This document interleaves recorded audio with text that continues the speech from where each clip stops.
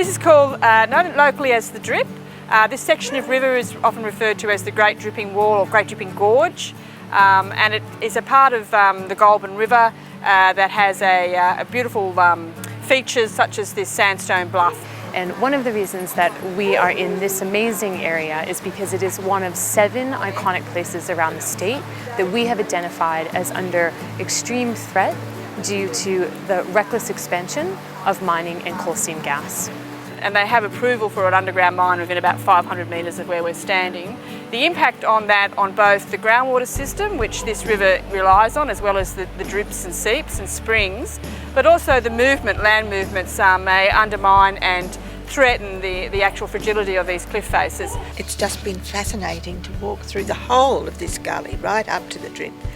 It's just a marvellous place that should be kept. We are trying to get this area into National Park.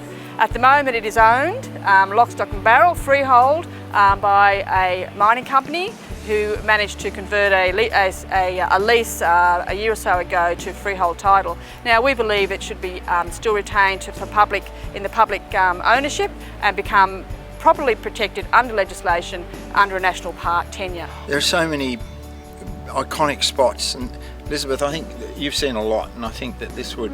This is very special. Very special. Yes. And they make it a total, all the different iconic spots, and it's very little skin off the mining company's nose to let this be a national park at the Drip and not have long tunnel mining underground, which will empty the aquifers, stop the drip from dripping, and the whole thing will dry up, and it'll be a great tragedy if this happens. But any decent government would have that as a mandatory thing. Is to mark all these iconic spots that must be pulled back from. Totally irresponsible just to let the mining companies set the agenda with this.